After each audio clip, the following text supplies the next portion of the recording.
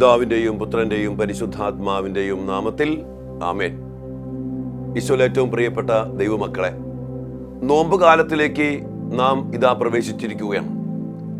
ദൈവരാജ്യം സംസ്ഥാപിതമാക്കാൻ വേണ്ടി ഈ ഭൂമിയിലേക്ക് ഇറങ്ങി വന്ന ഈശോ പിശാചിന്റെ സാമ്രാജ്യത്തെ തകർത്തെറിഞ്ഞുകൊണ്ട് മനുഷ്യമക്കളെ വീണ്ടെടുത്ത് രക്ഷിക്കുന്ന രക്ഷാകരമായ ദിവ്യരഹസ്യങ്ങളെ ധ്യാനിച്ച് അത് സ്വന്തമാക്കുന്ന ഒരു കാലഘട്ടമാണ് നോമ്പുകാലം. നമുക്കറിയാം, പിശാചിന്റെ ശക്തമായ ഒരു സാമ്രാജ്യം ഇവിടെ ഭരിക്കുന്നത് കൊണ്ടാണ് ഈശോ ആ സാമ്രാജ്യത്തെ തകർത്തെറിയാൻ വേണ്ടി ദൈവരാജ്യം സംസ്ഥാപിതമാക്കാൻ വേണ്ടി ഈശോ വന്നത്. ഈശോ തന്റെ പരസ്യജീവിത കാലഘട്ടം ആരംഭിച്ചത് മരുഭൂമിയിലെ ആ വലിയ ഉപവാസത്തിൻ്റെയും അതിനുശേഷമുള്ള ആ പ്രലോഭനത്തിൻ്റെയും അതിലൂടെ പിശാചിനെ പരാജയപ്പെടുത്തിക്കൊണ്ട് എഴുതപ്പെട്ട വചനത്തെ പ്രഘോഷിച്ചുകൊണ്ട് സാത്താനെ തകർത്തെറിഞ്ഞുകൊണ്ട് ഈ ദൈവരാജ്യത്തിൻ്റെ സ്ഥാപനം അവിടുന്ന് ആരംഭിക്കുകയാണ്. അതിനുശേഷം അങ്ങോട്ട് നമുക്കറിയാം, കുരിശിൽ പൂർത്തീകരിക്കപ്പെട്ട പാപത്തിൻ്റെ, ശാപത്തിൻ്റെ, മരണത്തിൻ്റെ, സാത്താൻ്റെ പരാജയപ്പെടുത്തലിലൂടെ സാത്താൻ്റെ സാമ്രാജ്യം അവസാനിപ്പിച്ചുകൊണ്ട് കർത്താവായ ദൈവം ഈശോ നമുക്ക് വേണ്ടി യഥാർത്ഥമായ രക്ഷ നേടിത്തരികയാണ്. ഈ രക്ഷ സ്വന്തമാക്കുന്ന കാലഘട്ടമാണ് നോമ്പുകാലം. നമുക്കറിയാം, ഉപവാസത്തിൻ്റെയും പ്രാർത്ഥനയുടെയും ഒത്തിരിയേറെ മാനസാന്തരത്തിൻ്റെയും തിരിച്ചുവരലിൻ്റെയും പാപപരിഹാരത്തിൻ്റെയും ഒക്കെ കാലഘട്ടമാണ് ഈ നോമ്പുകാലം. ഈ കാലഘട്ടത്തിൽ, പ്രത്യേകിച്ചും ഈ ആധുനിക കാലഘട്ടത്തിൽ നോമ്പിൻ്റെ ചൈതന്യത്തെക്കുറിച്ച് നാം ചിന്തിക്കുമ്പോൾ പ്രിയപ്പെട്ട മക്കളെ, ആ വിഭൂതിയിലൂടെയാണ് നമ്മൾ നോമ്പിലേക്ക് പ്രവേശിക്കുക. വിഭൂതി എന്ന് പറഞ്ഞാൽ നമുക്കറിയാം, ചാരമായ പൊടിയായ മനുഷ്യന്റെ അവസ്ഥയെക്കുറിച്ച് നമ്മെ ഉത്ബോധിപ്പിക്കുന്ന വലിയ ഒരു പ്രവൃത്തിയാണ് വിഭൂതി തിരുനാൾ. നാം അത് ആഘോഷിക്കുന്നത് ആ ചൈതന്യത്തോടെ അർത്ഥം മനസ്സിലാക്കി നാം ആഘോഷിക്കണം. എന്താണ് വിഭൂതി തിരുനാൾ നമ്മെ പഠിപ്പിക്കുന്ന ഈ നോമ്പിന്റെ ആരംഭത്തിലെ തന്നെ നമ്മെ ഉത്ബോധിപ്പിക്കുന്ന ദിവ്യരഹസ്യങ്ങളെന്ന് തിരുവചനത്തിലൂടെ നമ്മളൊന്ന് അല്പസമയം കാണുകയാണ്. നമുക്കറിയാം, ഉൽപ്പത്തി പുസ്തകത്തില് 3-ാം അധ്യായത്തിന്റെ 19-ാമത്തെ വചനം നാം വായിക്കുന്നുണ്ട്. മനുഷ്യ, നീ പൊടിയാണ്, നീ പൊടിയിലേക്ക് തന്നെ മടങ്ങും.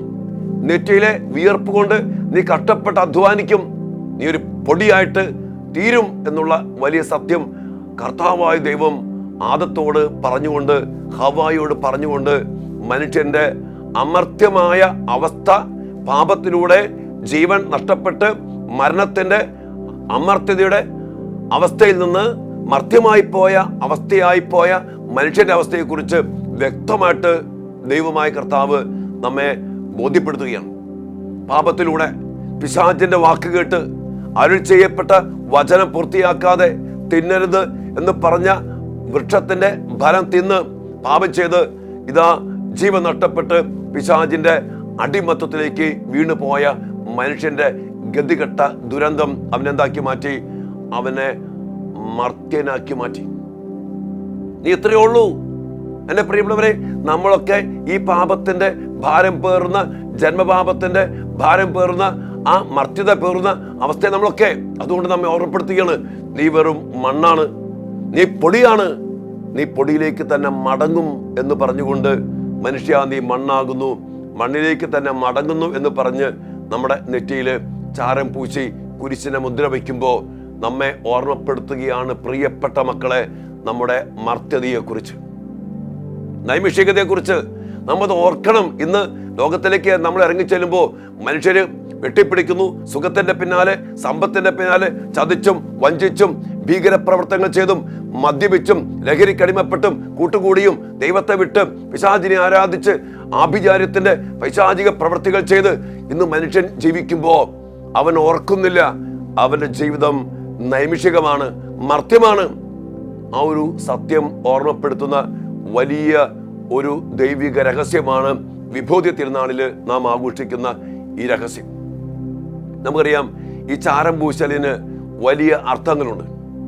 പഴയ നിയമത്തിലൂടെ നാം കടന്നു പോകുമ്പോൾ ഒത്തിരിയേറെ യഹൂദ പാരമ്പര്യത്തില്, വിശ്വാസ ജീവിതത്തിന്റെ പാരമ്പര്യത്തില് നാം കാണുന്ന വലിയൊരു കാര്യമാണ് ചാരം പൂശൽ. ജോബിന്റെ പുസ്തകത്തില് 42-ാം അധ്യായത്തിന്റെ 6-ാമത്തെ വചനം നാം വായിക്കുന്നുണ്ട്. അവിടെ അവസാനം ജോബിന് ദൈവമായ കർത്താവ് പ്രത്യക്ഷപ്പെട്ടു. ജോബ് ദൈവത്തോട് കുറെ ചോദ്യങ്ങളൊക്കെ ചോദിക്കുന്നുണ്ട്.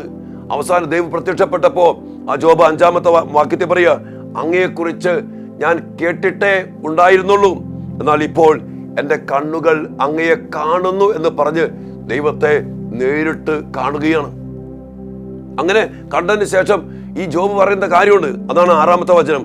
അതിനാൽ ഞാൻ എന്നെ തന്നെ വെറുക്കുന്നു. ദൈവത്തെ കണ്ട, ദൈവിക ജീവന സമൃദ്ധി കണ്ട ജോബ് പറയാ, ഞാൻ എന്നെ തന്നെ വെറുക്കുന്നു. ഈ കാലഘട്ടം പ്രിയപ്പെട്ട മക്കളെ, നമ്മൾ നമ്മെ തന്നെ വെറുക്കുന്ന ഒരു കാലഘട്ടമാക്കി മാറ്റണം. നമ്മൾ നമ്മളെ തന്നെ കൂടുതൽ സ്നേഹിക്കുന്നു.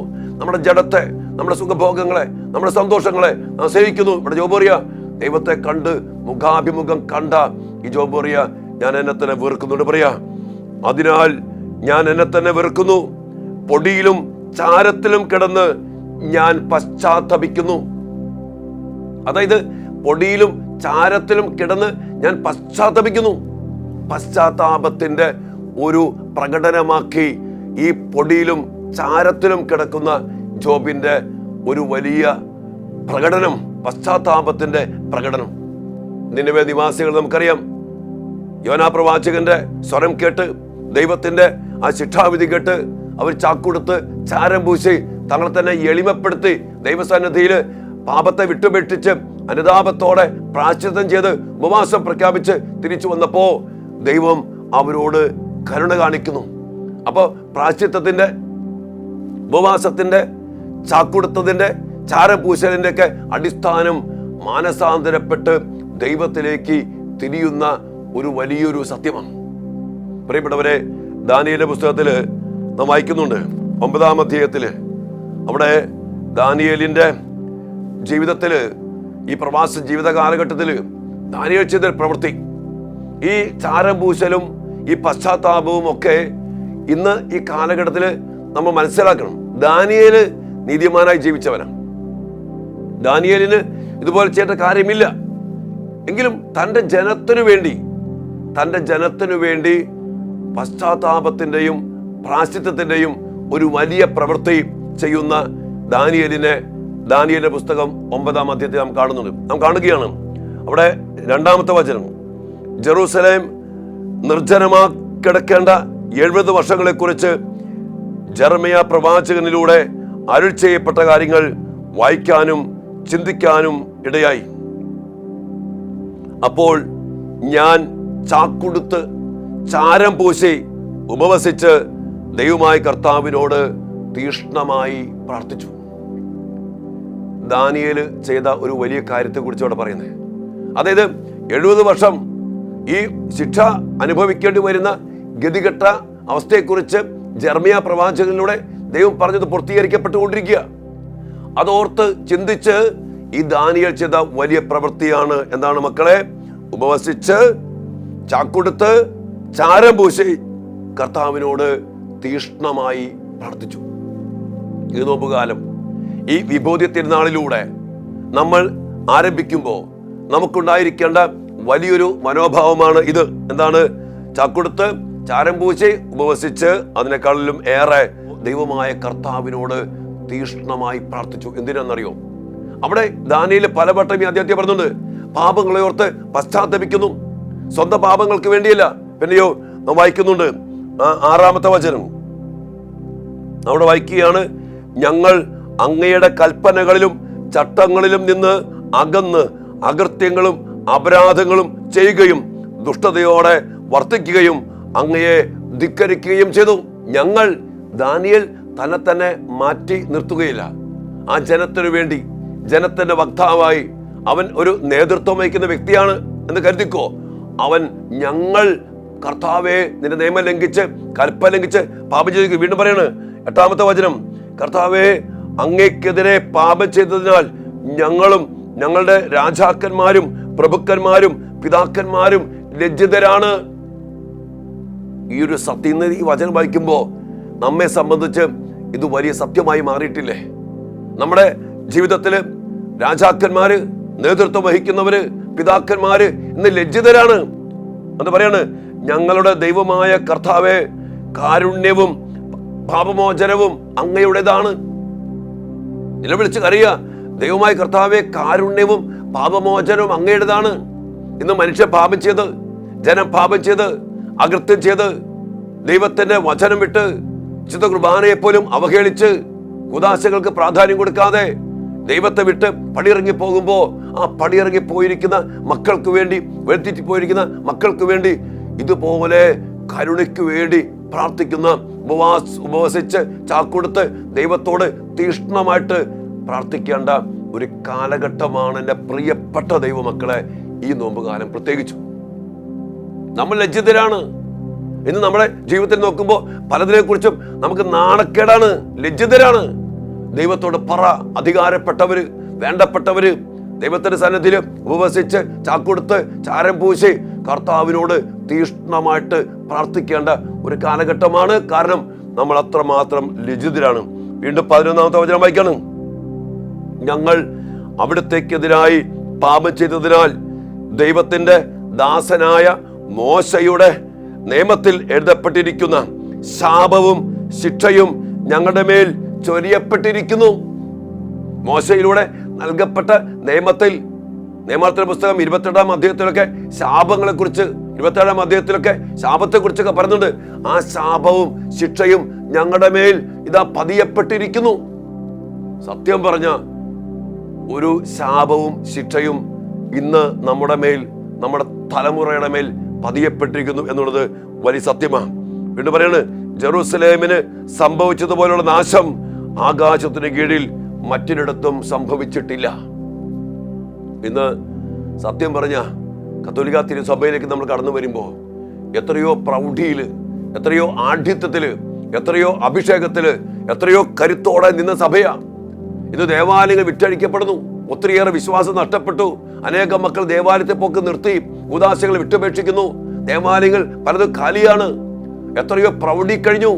ഒരു നാശത്തിന്റെ വലിയൊരു മൂർധനാവസ്ഥയിലാണ് ഇന്ന് എൻ്റെ പ്രിയപ്പെട്ട മക്കളെ നമ്മളും നമ്മുടെ സഭയും നിൽക്കുന്നത് എന്നുള്ള വലിയ സത്യം നമ്മൾ മറക്കരുത്.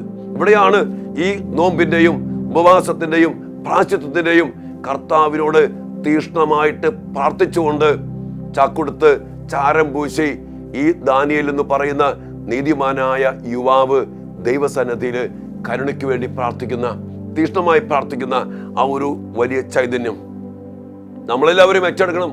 നമ്മുടെ പിതാക്കന്മാര്, വൈദികര്, സന്യസ്തര് ഈ ഒരു തലത്തിൽ ഏറ്റെടുത്ത് തൻ്റെ ജനത്തിനു വേണ്ടി, തൻ്റെ മക്കൾക്ക് വേണ്ടി ഇതുപോലെ കരഞ്ഞ് ഉപവസിച്ച് ത്യാഗം ചെയ്ത് നിലവിളിച്ച് പ്രാർത്ഥിക്കേണ്ട ഒരു കാലഘട്ടമാണ് മക്കളെ ഈ ഒരു നോമ്പിന്റെ കാലഘട്ടം. അത്രമാത്രം ലജ്ജിതരാണ്. ശാപങ്ങളും നാശവും നമ്മുടെ മേൽ കടന്നു വന്നിട്ടുണ്ട്. അതുകൊണ്ട് ഈ ഒരു നോമ്പ് കാലത്തില് ഈ ഒരു ദാനിയേലിന്റെ ചൈതന്യം ഉൾക്കൊള്ളുവാൻ നമുക്കിടയാകട്ടെ. വീണ്ടും നമ്മൾ എസ്തേറിന്റെ പുസ്തകത്തില് വായിക്കുന്നുണ്ട്. എസ്തേർ ദൈവത്തിന്റെ പ്രിയപ്പെട്ട മകള്, തെരഞ്ഞെടുക്കപ്പെട്ട മക്കള്, അവള് മൊർദെഖായി വന്നിട്ട് കാര്യങ്ങൾ പറഞ്ഞു. ഹാമാന്റെ കാര്യങ്ങളും യഹൂദ ജനത്തെ കൊന്നൊടുക്കാനുള്ള കാര്യങ്ങളുമൊക്കെ വിവരിച്ചു പറഞ്ഞു. ആദ്യം എസ്തേർ അതിൽ ഇടപെടാൻ മനസ്സ് കാണിച്ചില്ലെങ്കിലും മൊർദെഖായി പറയുന്നുണ്ട്, നീ ഇടപെട്ടില്ലെങ്കിൽ ഇസ്രായേലിന്റെ രക്ഷ ദൈവമായ കർത്താവ് ആരിലൂടെയെങ്കിലൊക്കെ ഒരുക്കും, എന്നാൽ നീ നിന്റെ പിതൃഭവനം ശിക്ഷിക്കപ്പെടും. ഇതെല്ലാം പറയപ്പെട്ടു കഴിഞ്ഞപ്പോ എസ്തേർ ചെയ്ത പ്രവൃത്തിയുണ്ട് നമ്മൾ കാണുന്നുണ്ട്. 14-ാം അധ്യായത്തിൽ എസ്തേർ രാജ്ഞി മരണതുല്യമായ ഉത്കണ്ഠയ്ക്ക് അധീനയായി കർത്താവിങ്കിലേക്ക് ഓടി. ഇവിടെ നമ്മൾ ചിന്തിക്കേണ്ട, ധ്യാനിക്കേണ്ട വിഷയമുണ്ട്. അതായത് ഇവള് രാജ്ഞിയാ, ഇവൾക്കൊന്നിനെ കുറിച്ച് ചിന്തിക്കേണ്ട കാര്യമില്ല. പക്ഷെ തൻ്റെ ജനം കൊല്ലപ്പെടാൻ പോവാ, നശിപ്പിക്കപ്പെടാൻ പോവാ. ഇവൾ സുരക്ഷിതയാണ്. ഇവള് ഇത് കേട്ടിട്ട് എന്താ ചെയ്തേ? എസ്തേർ രാജ്ഞി മരണതുല്യമായ ഉത്കണ്ഠയ്ക്ക് അധീനയായി കർത്താവിങ്കിലേക്ക് ഓടി. ഇന്ന് പ്രിയപ്പെട്ട മക്കളെ, സഭ ഭിന്നിച്ചു പോകുമ്പോ, അനേകം മക്കൾ വഴിതെറ്റി പോകുമ്പോ, സാത്താൻ പിടിച്ചുകൊണ്ട് പോകുമ്പോ, പല പല പൈശാചികമായ അടിമത്തങ്ങള് ഒത്തിരിയേറെ അച്ഛൻ പറയണ്ടല്ലോ. എപ്പോഴും അച്ഛൻ പറയാറുണ്ട്, ഈ ആഭിചാര്യം, മന്ത്രവാദം, ജിന്ന്, ഹലാല്, ഇങ്ങനെ പൈശാചികതകൾ കൊണ്ട് എല്ലാം പിടിച്ചടക്കപ്പെടുമ്പോ, ജനം നശിപ്പിക്കപ്പെടുമ്പോ, ബിസിനസ്, ജോലി മേഖലകള്, കുടുംബജീവിതങ്ങള്, നമ്മുടെ യുവമക്കള്, നമ്മുടെ തലമുറ എല്ലാം നശിച്ച് അടങ്ങിക്കൊണ്ടിരിക്കുമ്പോ, എൻ്റെ പ്രിയപ്പെട്ടവരെ, ഈ ഒരു വേദന, മരണതുല്യമായ ഉത്കണ്ഠയിൽ ഈ കർത്താവിങ്കിലേക്ക് ഓടി. ഇന്ന് ഈ ജനത്തിന്റെ, സമൂഹത്തിന്റെ, സഭയുടെ ഈ ലജ്ജിക്കപ്പെടേണ്ടി വരുന്ന അവസ്ഥ, തകർക്കപ്പെടുന്ന അവസ്ഥ കണ്ടിട്ട് കർത്താവിങ്കിലേക്ക് ഓടി കർത്താവിന്റെ കരുണയ്ക്ക് വേണ്ടി പ്രാർത്ഥിക്കാൻ എൻ്റെ പ്രിയപ്പെട്ട മക്കളെ നമുക്ക് സാധിക്കണം. അതിനുവേണ്ടിയാണ് ഇന്ന് എല്ലാവരും ശ്രദ്ധിക്കേണ്ടതും ഓടേണ്ടതും. വീണ്ടും അവൾ എന്താ ചെയ്യുന്നറിയോ? അവൾ വസ്ത്രാഡംബരങ്ങൾ ഉപേക്ഷിച്ച് ദുഃഖത്തിന്റെയും വിലാപത്തിന്റെയും വസ്ത്രം ധരിച്ചു. കണ്ടോ, ഇന്ന് വസ്ത്രങ്ങൾക്ക് വേണ്ടി, പല പല ആചാരങ്ങൾക്ക് വേണ്ടി, പല പല പാരമ്പര്യങ്ങൾക്ക് വേണ്ടി അത് വേണം, ഇത് വേണം, ആ വസ്ത്രം വേണം, ഇത് വേണം എന്നൊക്കെ പറഞ്ഞ് വാശി പിടിച്ച് അതിന്റെ പേരിൽ വഴക്കടിച്ച് അതിന്റെ പേരിൽ ഭിന്നതയുണ്ടാക്കി ഒത്തിരി പ്രശ്നങ്ങളാ. ഈ രാജ്ഞി ചെയ്ത കാര്യമാണ്, അവൾ വിലാപത്തിന്റെ വസ്ത്രം ധരിച്ചു. വീണ്ടും വിലയേറിയ സുഗന്ധ വസ്തുക്കൾക്ക് പകരം ചാരവും ചാണകവും കൊണ്ട് അവൾ തലമൂടി. ഓർത്ത് നോക്കിയേ, ജനത്തിന്റെ കഷ്ടപ്പാടോർത്ത്, ജനത്തിന് വരാൻ പോകുന്ന ദുരന്തമോർത്ത് ഈ രാജ്ഞിയായ എസ്തേർ ചാരം പൂശി ചാണകം കൊണ്ട് തലമൂടി. വായിക്കാണ്, ശരീരത്തെ അത്യന്തം എളിമപ്പെടുത്തി. വീണ്ടും കുറെ കാര്യങ്ങൾ നമ്മൾ കാണുന്നുണ്ട് ഇവിടെയൊക്കെ. ഇതിനിടയിലൊക്കെ എസ്തേർ രാജ്ഞി പറയുന്ന കാര്യമുണ്ട്, അങ്ങ് ഞങ്ങളെ ശത്രുക്കളുടെ കരങ്ങളിൽ ഏൽപ്പിച്ചു കൊടുത്തു. കണ്ടോ, ഇന്ന് സംഭവിച്ച കാര്യങ്ങളാണ്, സംഭവിക്കുന്ന കാര്യങ്ങളാ. അങ്ങ് ഞങ്ങളെ ശത്രുവിന്റെ കരങ്ങളിൽ വിട്ടുകൊടുത്തു. ഇന്ന് നാശത്തിന്, തകർച്ചയ്ക്ക്, പിശാചിന് വിട്ടുകൊടുക്കപ്പെട്ട ഒരു ഗതികേട് ഒരുമാതിരി കണ്ണുള്ളവൻ നോക്കി കാണണം. ഇവിടെ പറയണം, അതിന്റെ കാരണം പറയാ, കാരണം ഞങ്ങൾ അവരുടെ ദേവന്മാരെ മഹത്വപ്പെടുത്തി. എന്ന് പറയാ, ഞങ്ങളുടെ പതനത്തിൽ ഞങ്ങളെ പരിഹസിക്കാൻ അവരെ അനുവദിക്കരുതേ.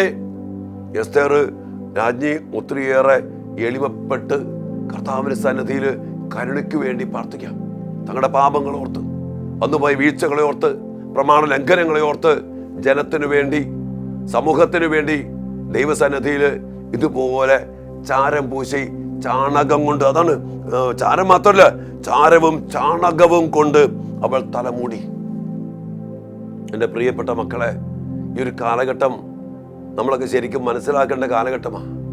നമ്മുടെ സഭ അധികാരികളും നേതൃത്വം വഹിക്കുന്ന പുരോഹിതരും സന്യസ്തരും ക്രൈസ്തവ കുടുംബത്തില് മാതാപിതാക്കളും എൻ്റെ പ്രിയപ്പെട്ട മക്കളെ ഇതുപോലെ എളിമപ്പെട്ട് ദൈവത്തിൻ്റെ കൽപ്പന ലംഘിച്ച് എല്ലാ നാശത്തിനും ശാപത്തിനുമൊക്കെ അടിമപ്പെട്ട് എല്ലാ പ്രതാപവും പ്രൗഢിയും നഷ്ടപ്പെട്ട് ഈ ജനം എങ്ങനെ ജീവിച്ച ജനം?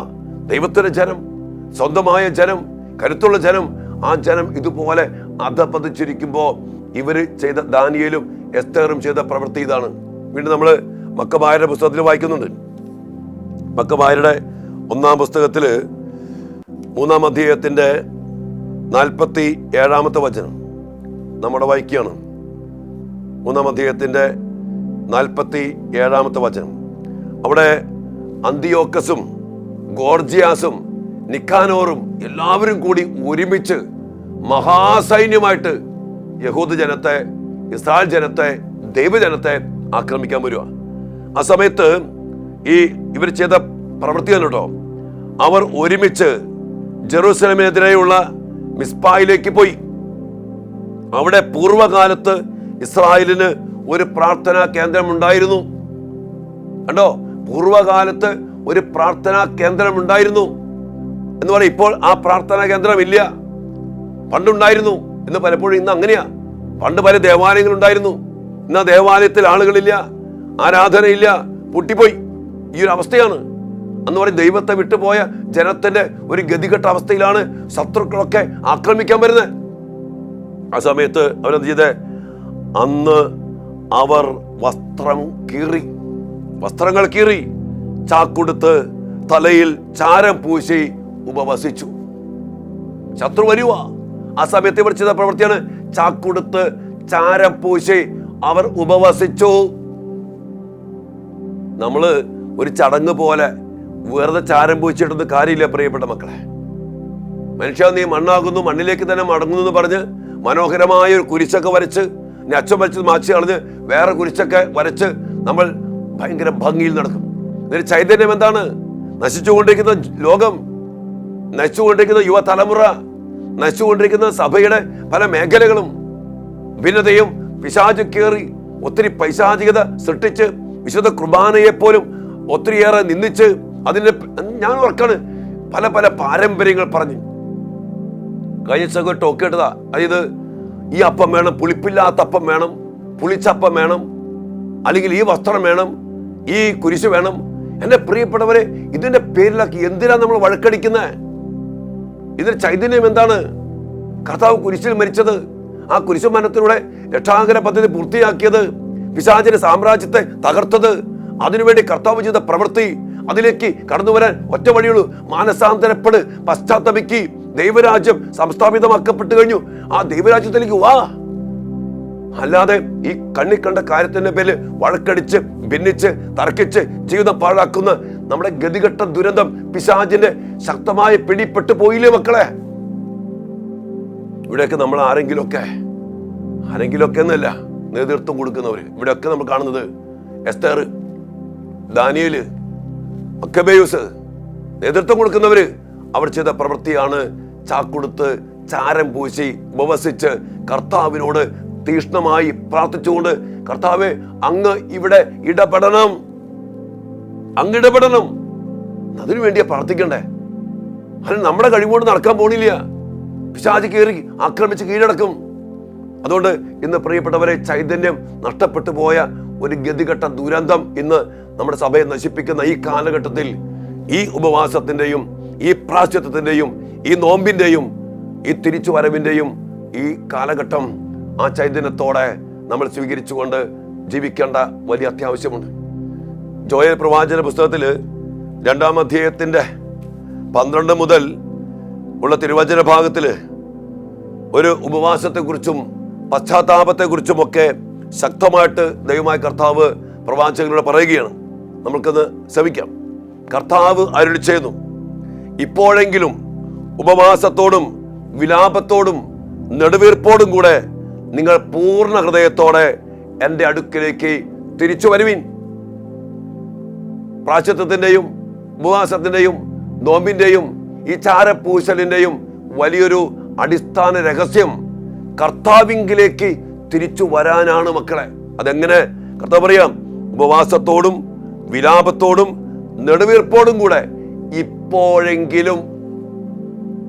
ഇപ്പോഴെങ്കിലും നശിച്ച് അടങ്ങി ഒടുങ്ങാറായി, അതുപോലെ പ്രശ്നങ്ങളായി, അതുപോലെ ആരും അംഗീകരിക്കാതെയായി, അതായത് അധികാരികൾക്ക് പുല്ലുവില, പിതാക്കന്മാർക്ക് വിലയില്ലാതെയായി. അങ്ങനെ ഒരു കാലഘട്ടത്തിലേക്ക് ഇന്ന് കടന്നു വന്നിരിക്കുമ്പോൾ പ്രിയപ്പെട്ട മക്കളെ, നമ്മൾ ഇപ്പോഴെങ്കിലും ഇതൊക്കെ വിട്ടിട്ട് കർത്താവിങ്കിലേക്ക് തിരി.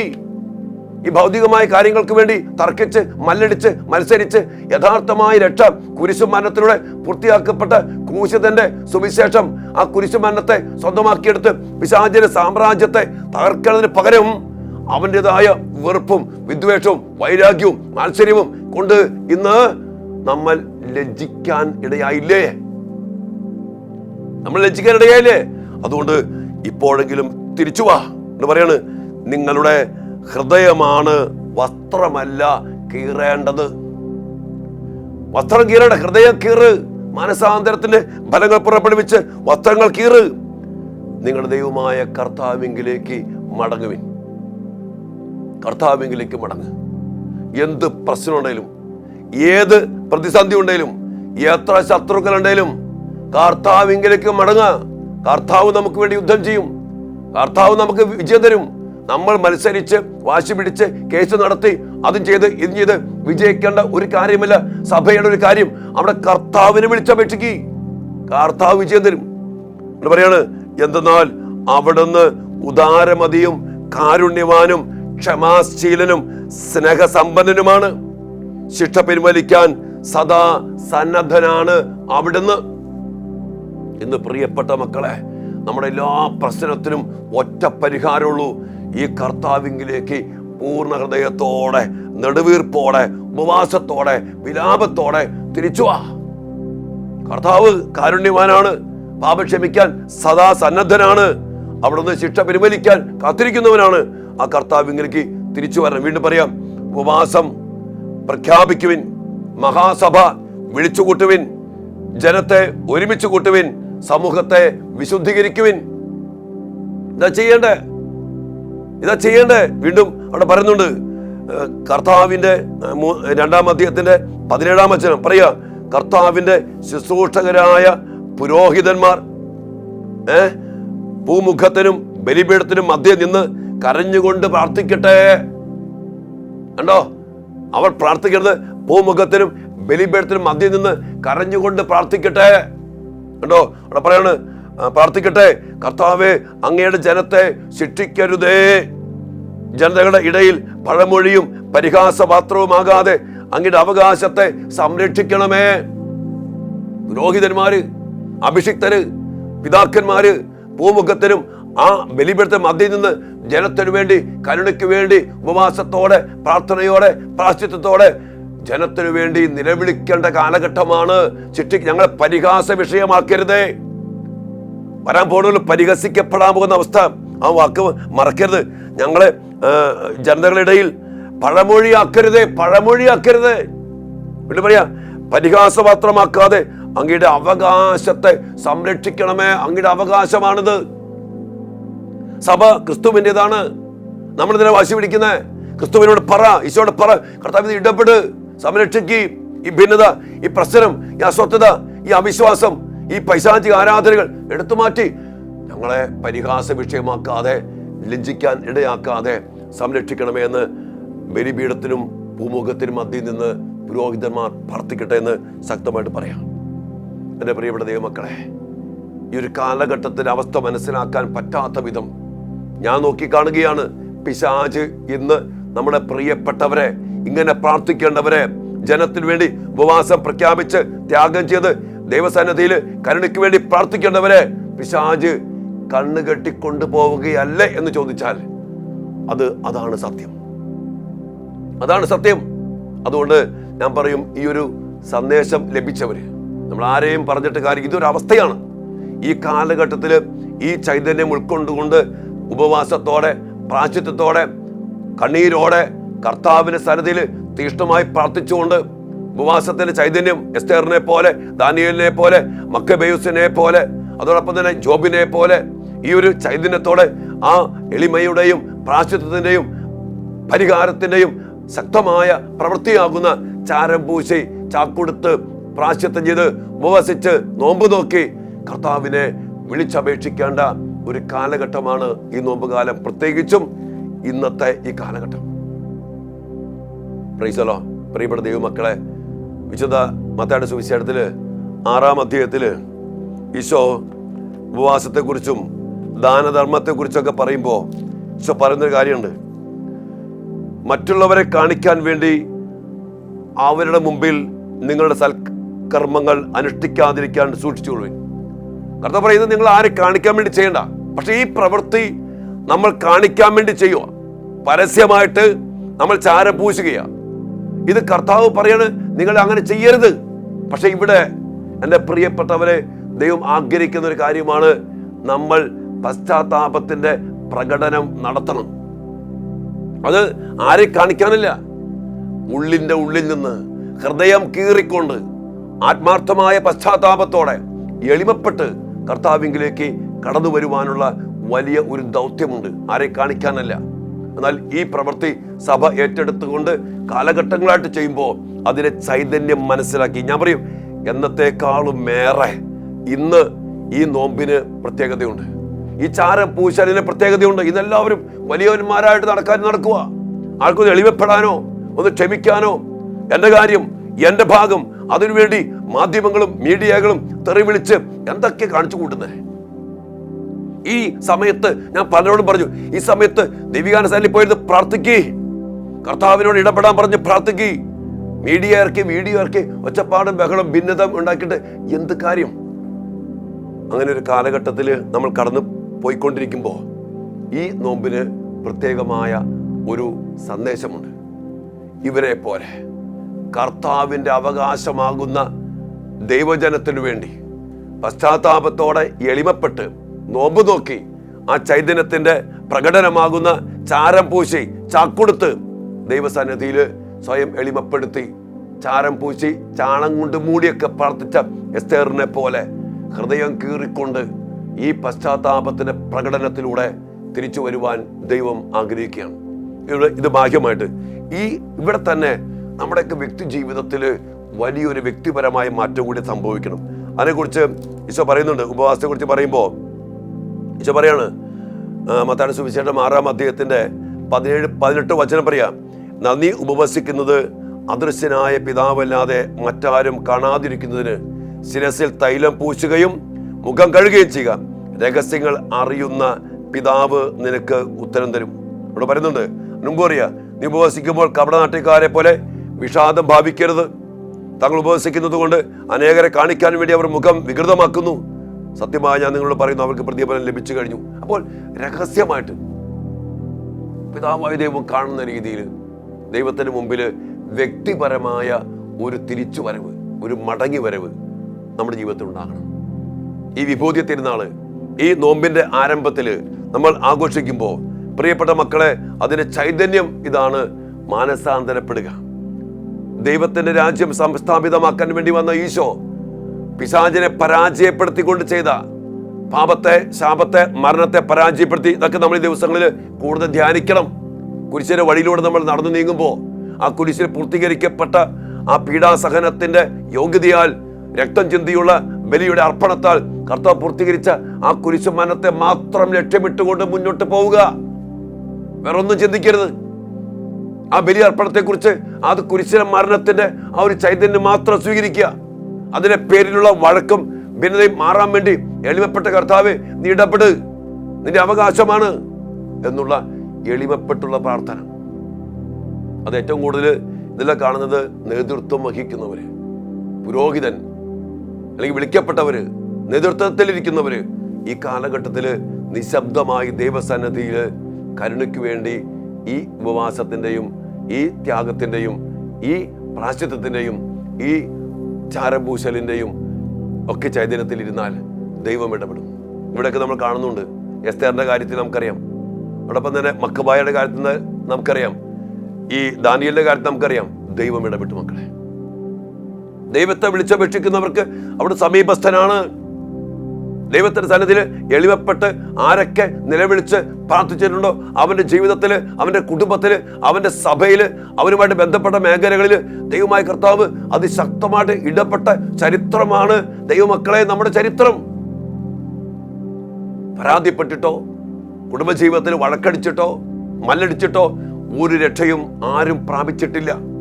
ഇവിടെയാണ് ഈ എളിമപ്പെട്ട്. ഇപ്പൊ നമ്മുടെ കുടുംബത്തെ പ്രശ്നമുണ്ട്. ഇന്ന് കുടുംബത്തിലൊക്കെ എന്താ പ്രശ്നം? ഭയങ്കര വഴക്ക്, ഭിന്നത, ഡൈവോഴ്സ്, വേറിട്ട് കഴിയുന്നു, സമാധാനമില്ല. എന്താ കേട്ട് കേട്ട് കേട്ട് നമ്മൾ മടുക്കും. അതുപോലെ പ്രശ്നങ്ങളാ.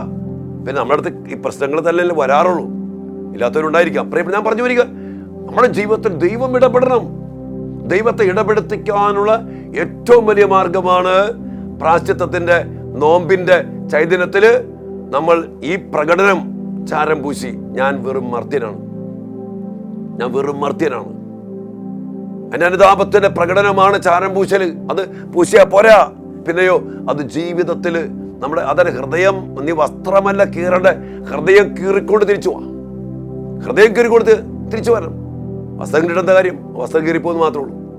മനസാന്തരത്തിന്റെ, അനുതാപത്തിന്റെ, എളിമപ്പെടുത്തലിന്റെ ഒരവസ്ഥയിൽ തിരിച്ചു വന്നിട്ട് കർത്താവിനോട് തീഷ്ണമായിട്ട് പ്രാർത്ഥിക്കുക. ദൈവം ഇടപെടും. അതുകൊണ്ട് പ്രിയപ്പെട്ട മക്കളെ, ഈ വിഭൂതി തിരുനാളിലൂടെ ഈ നോമ്പിലേക്ക് പ്രവേശിച്ചിരിക്കുന്ന ഈ കാലഘട്ടത്തിൽ നമ്മുടെ ജീവിതങ്ങളെ കർത്താവിൻ്റെ വലിയ ഇടപെടലിന് വേണ്ടി പ്രാർത്ഥിക്കാം. കർത്താവിൻ്റെ കരുണയ്ക്ക് വേണ്ടി നിലവിളിച്ച് പ്രാർത്ഥിക്കാം. അതോടൊപ്പം തന്നെ നമ്മുടെ അധികാരികൾക്ക് വേണ്ടി പ്രാർത്ഥിക്കുക, സഭാ നേതൃത്വത്തിന് വേണ്ടി പ്രാർത്ഥിക്കുക, അഭിഷിക്തർക്ക് വേണ്ടി പ്രാർത്ഥിക്കുക, വിളിക്കപ്പെട്ട സന്യസ്തർക്ക് വേണ്ടി പ്രാർത്ഥിക്കുക. അതോടൊപ്പം കുടുംബനാഥന്മാരും നമ്മുടെ മക്കൾക്ക് വേണ്ടിയൊക്കെ ഇതുപോലെ കരഞ്ഞ് പ്രാർത്ഥിക്കണം. ജോബിനെ പോലെ മക്കൾ വിരുന്നാഘോഷിച്ചു കഴിയുമ്പോൾ അവർ അറിയാതെയെങ്കിലും ദൈവത്തിനെതിരെ പാപം ചെയ്തിട്ടുണ്ടാകുമോ എന്ന് പേടിച്ച് ബലിയർപ്പിച്ച് പ്രാർത്ഥിച്ച് മക്കളെ ദൈവസന്നിധിയിൽ എളിമയോടെ സമർപ്പിച്ച് കരുണയ്ക്ക് വേണ്ടി പ്രാർത്ഥിച്ച ജോബിനെ പോലെ നമ്മുടെ മക്കൾക്ക് വേണ്ടി നമ്മൾ നിരന്തരം ബലിയർപ്പിച്ച് പ്രാർത്ഥിക്കണം. നമ്മുടെ യുവമക്കള് എല്ലാവരും പറയാറുണ്ട്, വിലപിക്കാറുണ്ട്, യുവമക്കൾ ദേവാലയം വിട്ട് പടിയിറങ്ങി പോയോ? എല്ലാവരും വിദേശത്തേക്ക് പോകുന്നു. നമ്മുടെ മക്കള് ദേവാലയം വിട്ട്, കൂദാശ വിട്ട്, ദൈവത്തെ വിട്ട് പടിയിറങ്ങി പോകുന്നുണ്ടോ? എവിടെ പോയി രക്ഷപ്പെടാനാണ് നമ്മുടെ മക്കള്? അതുകൊണ്ട് ഈ മേഖലയ്ക്ക് വേണ്ടി ഇനി സംസാരം നിർത്തുക. സംസാരം നമ്മളൊക്കെ നിർത്തിയിട്ട് ദിവികാന സന്നിധിയിൽ നിലവിളിച്ച് കരമുയർത്തി പ്രാർത്ഥിക്കേണ്ട ഒരു കാലഘട്ടമാണ്. അതാണ് ഇന്ന് നമ്മൾ കണ്ട ഇവരൊക്കെ ചെയ്ത പ്രവൃത്തി. നോമ്പ് നോക്കി, ചാക്കൊടുത്ത്, ചാരം പൂശി, ചാണകം കൊണ്ട് തലമൂടി, ഒരു വലിയ രാജ്ഞിയായിരുന്നിട്ടും, വലിയ സ്ഥാനത്തിരുന്നിട്ടും, വലിയ വിശുദ്ധിയിലിരുന്നിട്ടും ജനത്തിനു വേണ്ടി, തൻ്റെ മക്കൾക്ക് വേണ്ടി, തൻ്റെ അവകാശമാണെന്ന് പറഞ്ഞ് അവരുടെ പാപങ്ങളെ ഓർത്ത്, പിതാക്കന്മാരുടെ പാപങ്ങളെ ഓർത്ത്, രാജാക്കന്മാരുടെ പാപങ്ങളെ ഓർത്ത്, നേതൃത്വത്തിലുള്ളവരുടെ പാപങ്ങളെ ഓർത്ത് എളിമപ്പെട്ട് പശ്ചാത്തപിച്ച് പ്രാർത്ഥിക്കുന്ന പാവപ്പെട്ട മനുഷ്യരുടെയൊക്കെ നിലവിളി ദൈവം കേട്ടിടപെട്ടു. ആ ദൈവത്തിന് മാറ്റമില്ല. ഇന്നും ആ ദൈവം ഇടപെടും. അതുകൊണ്ട് പ്രിയപ്പെട്ടവരെ, ദൈവം കൈവിട്ട ഒരവസ്ഥ, നിയമഗ്രന്ഥത്തിൽ എഴുതപ്പെട്ടിരിക്കുന്നവ അനുസരിക്കാതെ പാലിക്കാതെയും ഇരിക്കുന്നവൻ ശപിക്കപ്പെട്ടവനാണ് എന്ന് പറഞ്ഞില്ലേ? ആ ശാപവും ശിക്ഷയും ഞങ്ങളുടെ മേൽ പതിക്കപ്പെട്ടിരിക്കുന്നു. ഞങ്ങൾ ലജ്ജിക്കാനിടയായിരിക്കുന്നു. എവിടെയും വിലയില്ലാത്തവരായിട്ട് മാറി, നമുക്കൊരു സ്വരമില്ലാതായി മാറിയില്ലേ? എല്ലാവരും തിരസ്കരിക്കപ്പെട്ട പോലെ ആയിത്തീരുന്ന അവസ്ഥ വരും. അതുകൊണ്ട് പ്രിയപ്പെട്ടവരെ, എൻ്റെ പ്രിയപ്പെട്ട ദൈവമക്കളെ, നമുക്ക് ഇതിൻ്റെ സന്ദേശം ഉൾക്കൊണ്ടുകൊണ്ട് നമ്മുടെ ജീവിതത്തിൽ മാറ്റം വരുത്താം. നമ്മുടെ പ്രിയപ്പെട്ട മക്കൾക്ക് വേണ്ടി പ്രാർത്ഥിക്കാം, സഭയ്ക്ക് വേണ്ടി പ്രാർത്ഥിക്കാം. ഈ ഒരു ചൈതന്യത്തിൽ കർത്താവിൻ്റെ അവകാശമാണ് ഞങ്ങളെന്നുള്ള ബോധ്യത്തോടെ, ഏക മനസ്സോടെ, ഐക്യത്തോടെ, ഭിന്നിച്ച് ചിതറിപ്പോകാതെ എന്തൊക്കെയുണ്ടെങ്കിലും അവിടെ കർത്താവിനെ വിളിച്ച് ഇടപെടുത്തിക്കും മക്കളെ. അതുമാത്രം പ്രാർത്ഥിച്ചാൽ മതി. നമ്മളായിട്ട് പരിഹരിക്കാൻ ശ്രമിച്ചാൽ അവിടെ പിശാച് കയറി നിരങ്ങും, അവൻ നശിപ്പിച്ചത്. ഇട കൊടുക്കരുത്. ഓൾറെഡി അവന് കയറാനുള്ള എല്ലാ വഴികളും നമ്മൾ തുറന്നിട്ട് കഴിഞ്ഞു. അവനെ പുറത്താക്കാനുള്ള വലിയൊരു കാലഘട്ടമാണ് നോമ്പുകാലം. ഞാൻ പറഞ്ഞില്ലേ, ഈശോ വന്നത് ദൈവരാജ്യം സംസ്ഥാപിതമാക്കാനാണ്. അതിനുള്ള കാരണം എന്താണ്? ലോകരാജ്യത്തിന്റെ, സാത്താന്റെ സാമ്രാജ്യത്തിന്റെ ശക്തമായ സാന്നിധ്യം ഇവിടെ ഉള്ളത് കൊണ്ടാണ് ഈശോ വന്നത്. അവിടുന്ന് സാത്താനെ പരാജയപ്പെടുത്തി, പ്രലോഭനങ്ങളെ പരാജയപ്പെടുത്തി, ഉപവാസത്തിന്റെ, പ്രാശ്ചിത്വത്തിന്റെ, ആ നോമ്പിന്റെ ചൈതന്യത്തെ അവന്റെ തല തകർത്തു കളഞ്ഞു. ആ പൂർത്തീകരണമാണ് കുരിശിൽ. എല്ലാം പൂർത്തിയായിരിക്കുന്നു എന്ന് പറഞ്ഞ് ഈശോ സാത്താനെ എന്നേക്കുമായിട്ട് നിത്യനരകത്തേക്ക് താഴ്ത്തിക്കൊണ്ട് ഇതാ ജീവന സമൃദ്ധിയിൽ ദൈവരാജ്യം സംസ്ഥാപിതമാക്കിയത്. ആ ദൈവരാജ്യത്തിലേക്കാണ് പ്രവേശിക്കപ്പെടാൻ വിളിക്കപ്പെട്ടത് നമ്മളൊക്കെ. അതുകൊണ്ട് അത് ഒറ്റ വഴിയുള്ളൂ. മാനസാന്തരപ്പെടുവിൻ, പശ്ചാത്തപിക്കുവിൻ. ദൈവരാജ്യം സമീപിച്ചിരിക്കുന്നു. ഈ ദൈവരാജ്യത്തിന്റെ പ്രവേശനത്തിനു വേണ്ടി ഈ ഒരു നോമ്പിന്റെ ചൈതന്യത്തില് ഉപവാസത്തിന്റെയും പ്രായശ്ചിത്തത്തിന്റെയും ചാരപൂശലിന്റെയും ആത്മീയമായ ചൈതന്യം ഉൾക്കൊണ്ടുകൊണ്ട്, ബാഹ്യമായ പ്രകടനങ്ങളല്ല, ആത്മീയമായ ചൈതന്യം ഉൾക്കൊണ്ടുകൊണ്ട് നമുക്ക് വേണ്ടി, നമ്മുടെ കുടുംബത്തിന് വേണ്ടി, സഭയ്ക്ക് വേണ്ടി, നമ്മുടെ എല്ലാ നേതൃത്വങ്ങൾക്കും വേണ്ടി കർത്താവിന്റെ സന്നിധിയിൽ നമുക്ക് പ്രാർത്ഥിക്കാം. അതോടൊപ്പം തന്നെ പുരോഹിതൻ, വിളിക്കപ്പെട്ടവൻ, അഭിഷിക്തൻ പൂമുഖത്തിനും ബലിപീഠത്തിനും മധ്യയിൽ നിന്ന് തന്റെ ജനത്തിനു വേണ്ടി കരം വിരിച്ച് കരുണയ്ക്ക് വേണ്ടി പ്രാർത്ഥിക്കേണ്ട ഒരു കാലഘട്ടം ഇന്ന് അതിക്രമിച്ചിരിക്കുന്നു. അതിന്റെ സമയം ഒത്തിരിയേറെ വൈകിയിരിക്കുന്നു. ഇനിയെങ്കിലും ഒരു അഭിഷേകം പ്രാപിക്കാൻ നമുക്കിടയാകട്ടെ. ഏറ്റവും സ്നേഹത്തോടെ, നന്ദിയോടെ പ്രിയപ്പെട്ട മക്കളെ, ഈ ചിന്തകൾ നമുക്കെല്ലാവർക്കും ഹൃദയത്തിൽ സ്വീകരിക്കാം. നമ്മുടെ ഉത്തരവാദിത്വങ്ങളെ നമുക്ക് മനസ്സിലാക്കാം. നമുക്ക് തുടങ്ങാം. എന്നിൽ നിന്ന്, നിന്നിൽ നിന്ന് ആരംഭിക്കട്ടെ. ഈ നോമ്പിന്റെയും ഈ ചാരം പൂശലിന്റെയും ഈ അനുതാപത്തിന്റെയും, കരുണയ്ക്ക് വേണ്ടി മാപ്പ് ചോദിച്ച് ജനത്തിനു വേണ്ടിയൊക്കെ പ്രാർത്ഥിക്കുന്ന, അവരെ കുറ്റം വിധിച്ച് തള്ളിക്കളഞ്ഞ് മാറ്റി നിർത്താതെ അവർക്കെല്ലാം വേണ്ടി കരഞ്ഞ് പ്രാർത്ഥിക്കുന്ന പ്രിയപ്പെട്ടവരായി മാറട്ടെ നമ്മൾ ഓരോരുത്തരും. എല്ലാവർക്കും നോമ്പുകാലത്തിന്റെ എല്ലാവിധ അനുഗ്രഹങ്ങളും ചൈതന്യവും അഭിഷേകവും ഒക്കെ ആശംസിച്ചുകൊണ്ടും നമുക്ക് പരസ്പരം പ്രാർത്ഥിക്കാം. ഈ ഒരു കാലഘട്ടത്തിന്റെ സന്ദേശം ഉൾക്കൊണ്ടുകൊണ്ട്, ഈ വിഭൂതി തിരുനാളിന്റെ ചൈതന്യം ഉൾക്കൊണ്ടുകൊണ്ട് നാം ആരംഭിക്കുന്ന ഈ നോമ്പുകാലം യഥാർത്ഥമായ പാപപരിഹാരത്തിന്റെയും പ്രായശ്ചിത്തത്തിന്റെയും ഹൃദയം കീറിക്കൊണ്ട് കർത്താവിലേക്ക് തിരിച്ചു വരുന്നതിന്റെയും അനുഭവമായിട്ട് കത്തോലിക്ക തിരുസഭയ്ക്ക് മാറട്ടെ, ക്രൈസ്തവ സഭയ്ക്ക് മാറട്ടെ, എല്ലാ സഭാ വിഭാഗങ്ങൾക്കുമാകട്ടെ എന്ന് പ്രാർത്ഥിച്ചുകൊണ്ട് പിതാവിൻ്റെയും പുത്രൻ്റെയും പരിശുദ്ധാത്മാവിൻ്റെ നാമത്തിൽ ആമേൻ.